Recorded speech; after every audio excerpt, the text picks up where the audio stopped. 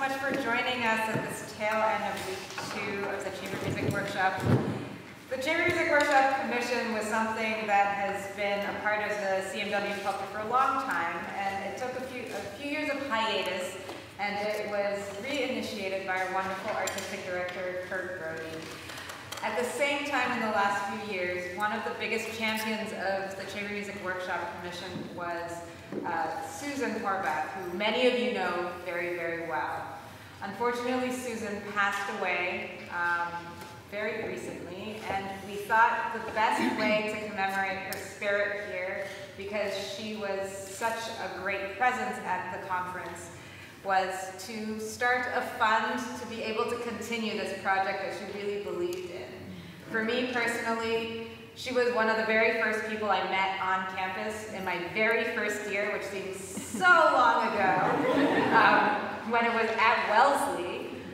She was one of the very first people who greeted me and who welcomed me into the fold when I didn't really know anybody or what was going on or what I had gotten myself into. And I was always eternally grateful for her warmth and her generosity of spirit and all the time and effort she put into making this project a successful one. So we're so thrilled to be able to start the new Susan Horvath CMW Commission Fund, to be able to continue to do this. And in the spirit of the idea of being able to have all the interconnectedness of all of the different limbs of the conference, we have wonderful conference ensemble faculty, we have CPI students, we have our new conducting fellow, along with our wonderful Chamber Music Workshop participants, all gathering together. They've been working together all week to prepare this piece with our wonderful composer, Erin Busch. And finally, I'd just like to recognize Gary Horvath, who was Susan's husband, who made the trip all the way from Senegal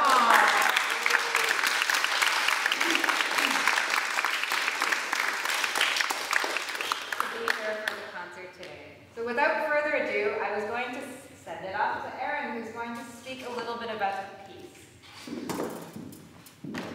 Hello, everyone. I am so honored to be this year's Susan Horvath Commissioned Fellow. It's been a joy to work with these folks here on stage and with Holly, our conductor. It's just been a really fun week, and so I'm grateful for the opportunity to return to the conference, which is such a special place in my heart. So I wanted to say a couple things about the piece. We're also going to play a couple snippets of it for you before we do a whole run of the piece. So the title is Braided River. A braided river is a body of water, a moving river that has several substreams that break off and then rejoin. So they kind of go their own way and then they come back and join the whole. And this is something that I wanted to represent musically through the members of our ensemble here. So one way that I do that is through unisons. So there are a lot of entrances where one player is holding a unison note and then another player will enter on that same note and then go in a completely different direction before then rejoining on that unison.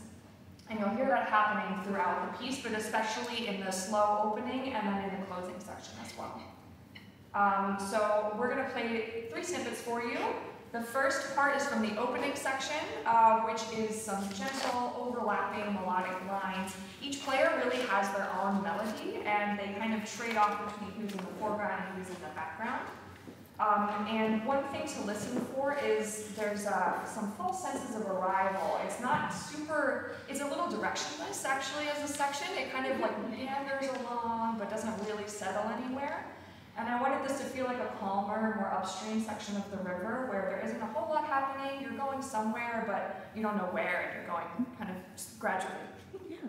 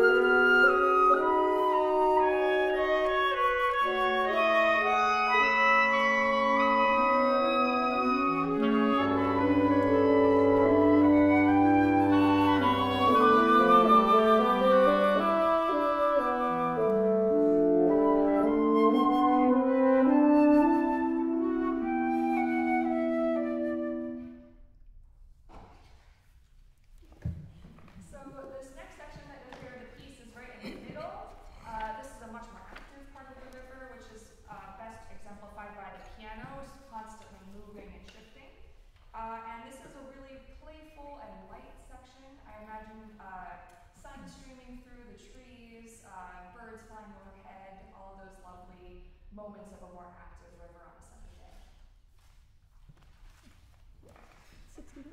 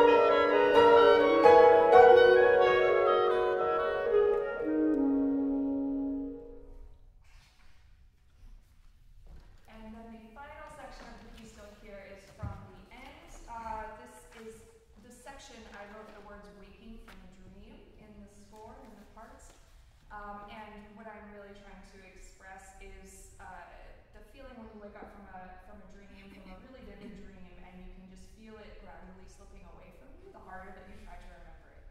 And that feeling is kind of also combined with this image of the Braided River, of that feeling like you're going off a little bit too far from the main body, not sure how you're going to get back. So you'll also hear the bassoonist Cindy, who's featured here at the end and also at the beginning with a beautiful extended solo. 89.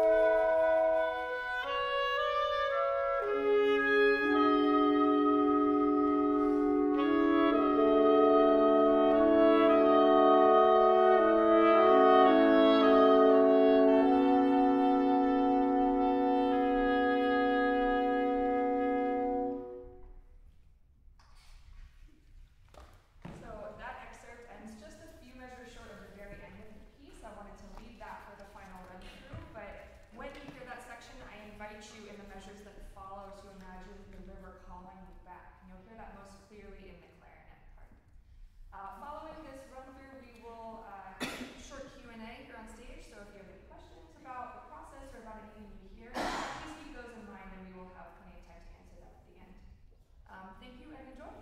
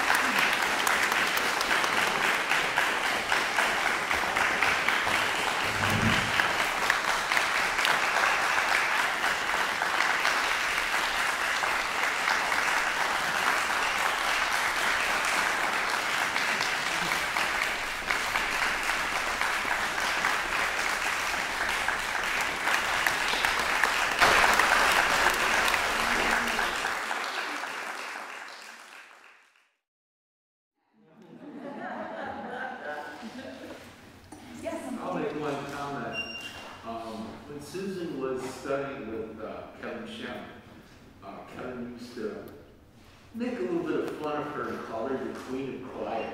And I noticed there was one part in the clarinet part where you did a very good job of trying to be very quiet and peaceful, like right in the middle there. Thank you. Susan wasn't that quiet. I'd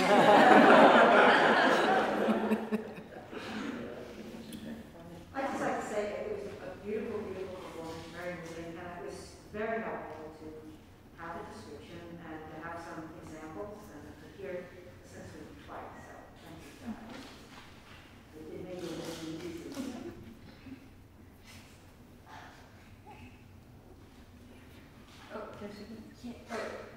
Charlie. Well, I love this tradition of the commissioned piece, and I know that Susan loved it. And I just thought it was a beautiful way to remember Susan. Can people take their mouths down when they're speaking? It's hard to hear.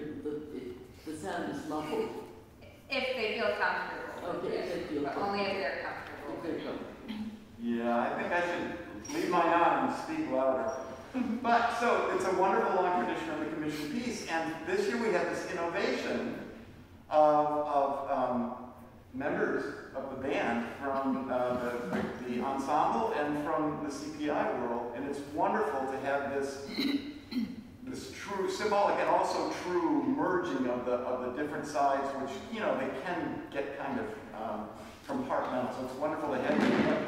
The question is, and I don't know if this is for Erin or for whom, but if this is performed in the future, can an amateur play the horn part, or does it require like a virtuoso? No, it's very accessible. Yeah, definitely. Yeah. Yes. The goal was to have all parts playable at the non-professional level. Even though I knew I would have some professional. Some ringers. Yeah. Well, I'm sorry I'm not taking your suggestion to talk about listening for the first time, but I mean, I love the river, and the rivers are so suggestive and I'm sorry, I'm feeling too apocalyptic these days, and the rivers I think of are like the Colorado River, the rivers that are polluted. So can I ask, were you thinking of a particular river, or did you have some platonic river in mind? I wasn't thinking of a particular river. This is actually going to be a movement in a suite of pieces that will be entitled Perennial. And so the whole piece is really about annual growth, annual birth, and annual death, really. Okay, so it's river is metaphor. Yes, yes. So it's on the end of it. It's okay. I was just kind of curious if your process, you know, either in the beginning or the middle or the end of writing a piece is different when you're trying to write for someone at a non-professional level or a student level, or is that different? Definitely, yeah. I think it even comes across in this piece. I like a lot of overlapping rhythms, and a lot of times I like those rhythms to not match very well, and that's kind of like an effect that I really enjoy, but it's also really hard. And so I dialed it down a little bit, and I got the same effect through the lines, through the contour, rather than through the rhythmic complexity. But I really enjoy working with non-professional groups just because I think that you guys ask different questions than I'm used to hearing, and I think about the music differently, and it's very refreshing. Yeah. When you first conceived of the piece, did you have this instrumentation in mind, or did you think about that later? Yes, I was given this instrumentation before I started, yeah. Which is actually the first time I've ever written for this ensemble. I've written in an orchestral way, I've written for woodwinds a lot, but I haven't written a lot of chamber music for woodwinds. So it was a good opportunity for me to, especially again at the non-professional level where I don't want to write anything crazy high and soft, you know, I'm trying to stick more to like what feels comfortable. So it was a really good chance for me to explore that. And will the larger piece have the same instrumentation, or will it vary? It'll be different. The larger piece is 9 performers, but it's actually strings and woodwinds, and guitar and some electronics as well. So there will actually be like some river sounds that'll play that. And I ask, was the larger piece conceived first and this ended up a subsection Yes. of it, or the other way around? Yeah, the larger piece is my dissertation, actually, so I've been thinking about it for a long time. So yes, this will be a movement of it. This will be the third of 4 movements. Cool. Yeah.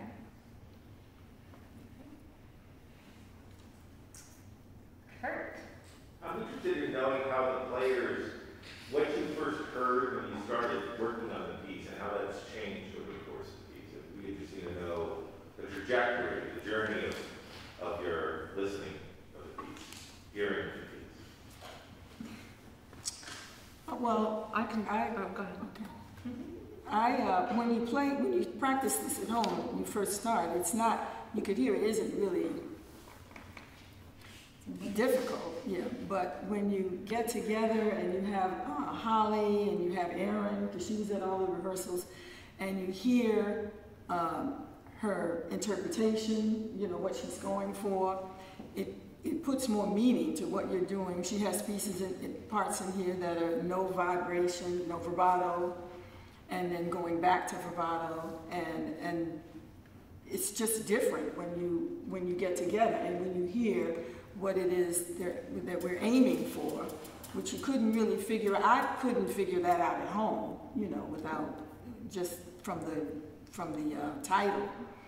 But it really does give depth to playing the piece. It really does. You have something to add? I was just going to say, it transformed from Monday to, what are we up to, Thursday? Mm-hmm. It's a different sounding piece today than it was 4 days ago. And that was because of all the collaboration and some meandering and, you know. Braided River. Yeah. And suggestions, and Leander had input, you know, it just, everybody had some input. It was a fun collaboration. I had, my experience was, I mean, I kind of piggyback on both of you.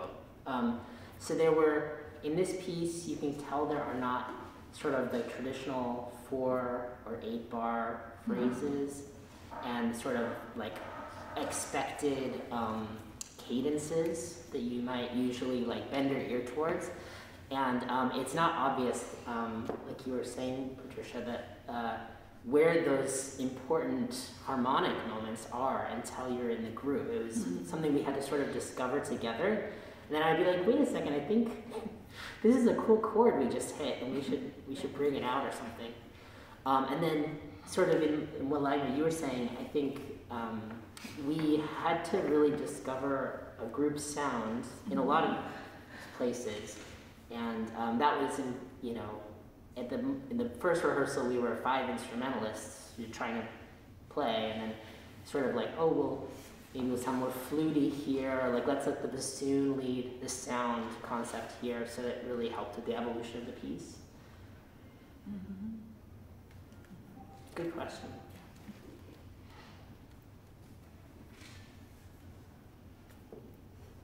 Any more questions? Concerns? The piece began with a stream, yes. So most of it would start out as a little trickle or a little stream, where the lowest instruments are thinking about that. I mean, I'm thinking very programmatically. Sure, no, I mean, clearly so am I. I actually saw the bassoon as setting, like before we even get to the river, you're just like standing on a path, kind of alone. And then like as we get closer and closer to the river, and then maybe when the piano comes in, that's when you like step into the river and you feel it, you know. So it's like a gradual coming to the water. The entrance of the piano was very, not dramatic, but it was definitely very noticeable. And gave that real river feel, you know. Very nice. Actually, I don't know how this will land with this audience. I used to play The Sims a lot as a kid. And there's a lot of, whenever you're like building your sim, they play this piano music and it's like really peaceful and like strangely beautiful, like you wouldn't expect it from The Sims. And I think that's like where this is coming from actually. It's kind of a world building sound. I'm curious, I was very hands-off in the whole creative process. I was just the deadline giver for all of the parts. So I wasn't really involved in all the correspondence after that. And I'm curious, because you seem to have such a clear, you seem like a very visual person. Yes. Everything that you create artistically comes from a picture or a scene or something very visceral. Yeah. How much of that was how much of that were you guys aware of before you arrived with your parts? And if not, how did that affect the way you heard the piece after you understood, I guess, the underlying story? Or I can't remember when that happened, but there was discussion about it early on. Yeah.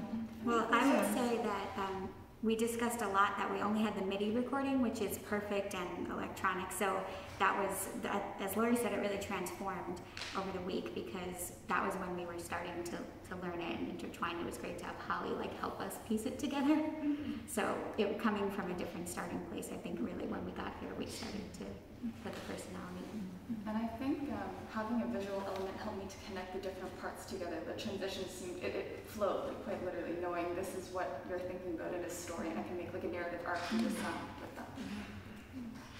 I think also having a score in front of me gave me some context clues that maybe weren't available to the rest of the ensemble. So I was able to look at all the parts at a glance and see, oh, okay, this idea, Erin is clearly imitating something flowing. She's got parts that come together in unison that are picking up where each other left off. This part says it should be like passing clouds, and this part is flowing. So these very evocative ideas where even if I didn't know the story to the extent that there is one, I don't know, the image is certainly very clear in my mind. But it was great to when we started rehearsing and you helped to clarify a lot of that imagery to all of us. It was really helpful. Yeah, it was great to be in all of the rehearsals as well. That was a first for me. I've never been in the rehearsal from day one to the performance, and it was cool to see how it transformed, like everyone was saying, over the week. And I do also, I liked, as far as the story, I like to include a lot of terms in the, like passing clouds is one part, waking from a dream, that are not musical but more narrative. Sometimes I even put pictures in my scores. I just think that, why not?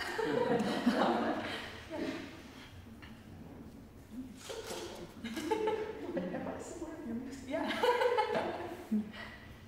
Last call. I got a question.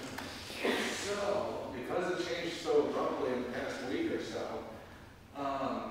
did the deadline help as far as bringing that mutual togetherness? Or, I mean, what was the artistic period, I guess, where you grew the most? I mean, having a deadline is always helpful, I think. Knowing that you'll have to present it to other humans is a good motivator. But I don't know. I mean, I don't want to speak for the group. You're all quite motivated to do this successfully, and I was really grateful to work with all of you on that. Yeah. And do you have any thoughts on that? I can say something, but I think your perspective would be more important. I think there was something about playing in the big hall that kind of changed the feeling in the group. You know, once we were in here and feeling this big sound and making more resonance, something changed, you know? It's oh, okay, let's sit up a little straighter, and so. Well, we could hear better. Yeah. I mean, we could just hear much better each part and how it fit And I'll together. also say, we knew that Susan's family was going to be here. And We want to put the pressure on. that was important to us. Susan was a big part of our community. She was a key player. I thought about her a lot today. And having a goal, having a date is always good, as Erin said. Knowing that you're going to have to play for someone other than yourself and your dog. So it's just, it's a conference, it's going to end. So you want to get things together and have others hear it. especially once we find out, oh, this is really, you know, this is that, and this is, and so we want everyone to hear it, you know. And I like the part, we didn't really know ahead of time what was going to happen, but that this talk, how with the segments, we didn't know until today. And on the subject of coming into the hall, you wouldn't think that it would be as traumatic, but the very first run through in the hall was awful. My eye was off. But you just, we had plenty of because it's a totally different, well, maybe.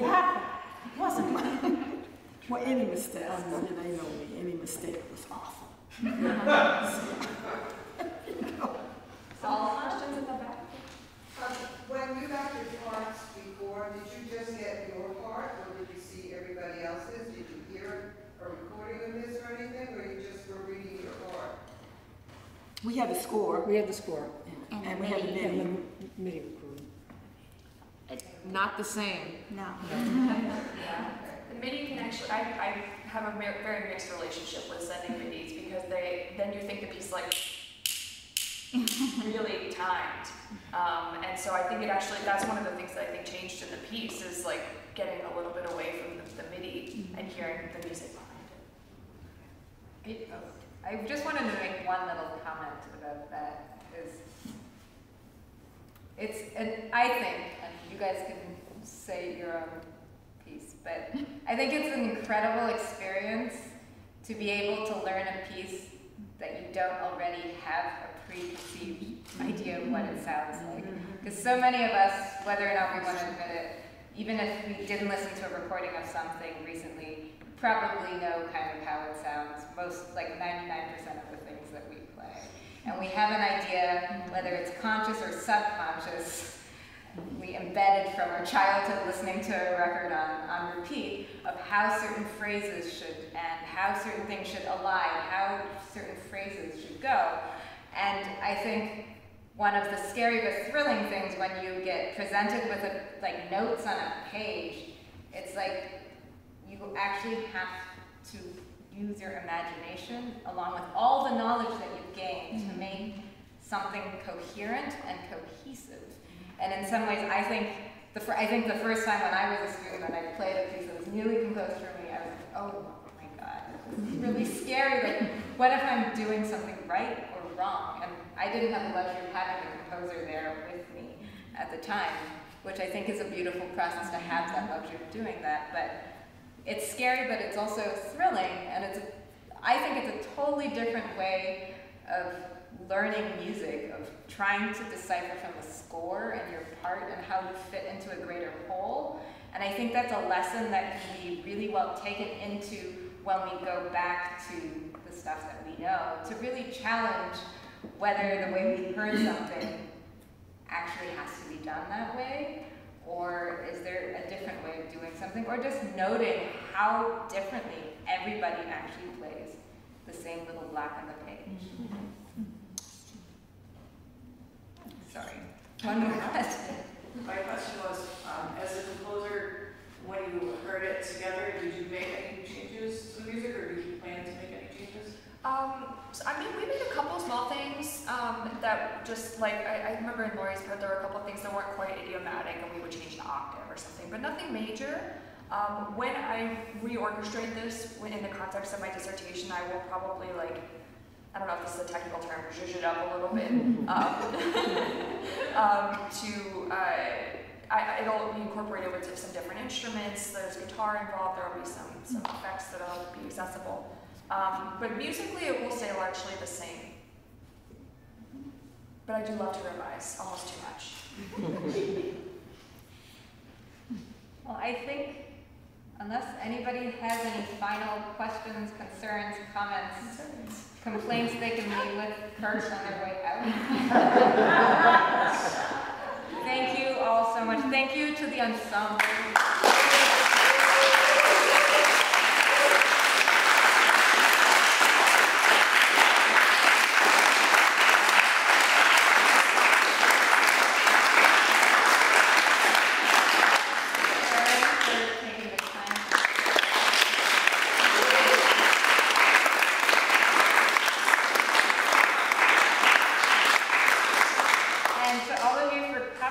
And for those of you who were dear friends of Susan's, we have a little cookies and tea, and Gary and the family are going to be around. So if you'd like to share some stories and memories, please stick around and talk. Thank you so much, everybody.